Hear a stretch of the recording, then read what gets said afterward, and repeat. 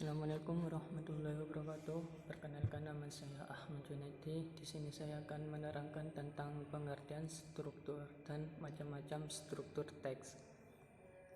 Yang pertama yaitu kita harus mengetahui dulu apa itu struktur teks. Struktur teks adalah tata organisasi teks, yaitu cara teks disusun. Jadi sebelum kita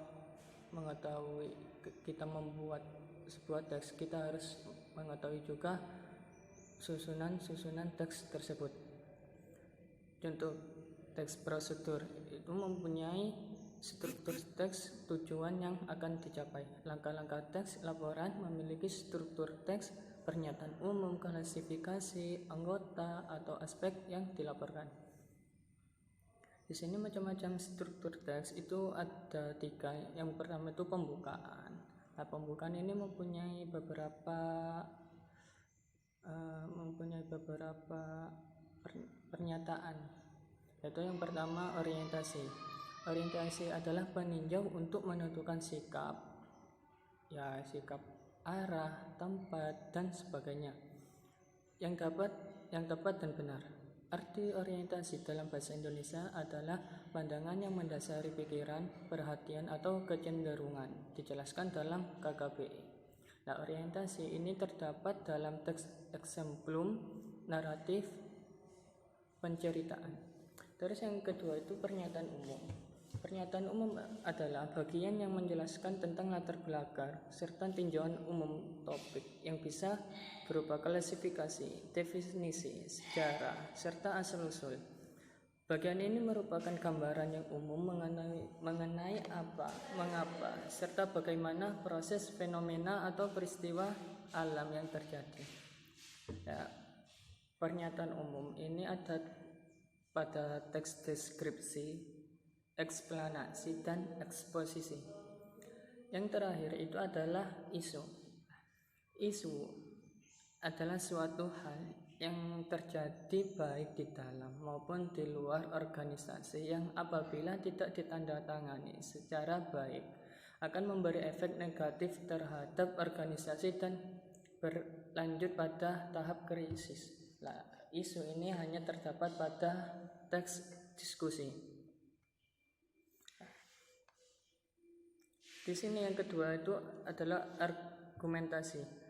Argumentasi adalah proses pembentukan alasan dan pembenaran dengan tujuan meyakinkan atau mempengaruhi pikiran serta tindakan orang lain. Argumentasi ini hanya dapat di teks diskusi dan eksposisi. Yang kedua adalah insiden. Insiden adalah peristiwa khusus yang kurang penting dalam hubungannya dengan peristiwa lain yang lebih besar itu di KKBI. Lah, insiden ini hanya ada dalam teks eksemplum. Yang terakhir adalah urutan peristiwa. Lah, urutan peristiwa atau eksekusi adalah rekaman sejarah yang pernah terjadi. Urutan merekam ini biasanya disampaikan secara kronologis. Urutan peristiwa itu hanya ada dalam teks penceritaan. Oke, yang terakhir adalah penutup. Penutup adalah kesimpulan atau suatu proposi kalimat yang disampaikan yang diambil dari beberapa permis atau beberapa ide dengan aturan-aturan inferensi. Kesimpulan juga merupakan sebuah gagasan yang tercapai pada akhir pembicaraan. Dengan kata lain, kesimpulan adalah hasil dari pembicaraan. Nah, kesimpulan jadi dari isu, dari orientasi, dari pembukaan dan isi itu adalah kesimpulan. Nah, kesimpulan itu hanya terdapat pada teks diskusi. Nah, yang nomor 2 itu adalah koda. Koda dalam bahasa Indonesia merupakan amanat yang dapat diteladani oleh pembaca dan pengarang pada akhir cerita. Nah, koda itu amanat dari sebuah teks tersebut.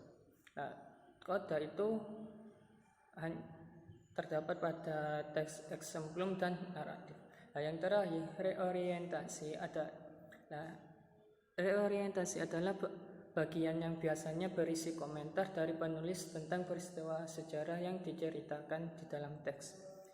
Reorientasi ada dalam teks penceritaan saja. Itu penjelasan dari saya, kurang lebihnya saya mohon maaf, selebih-lebihnya Assalamualaikum warahmatullahi wabarakatuh.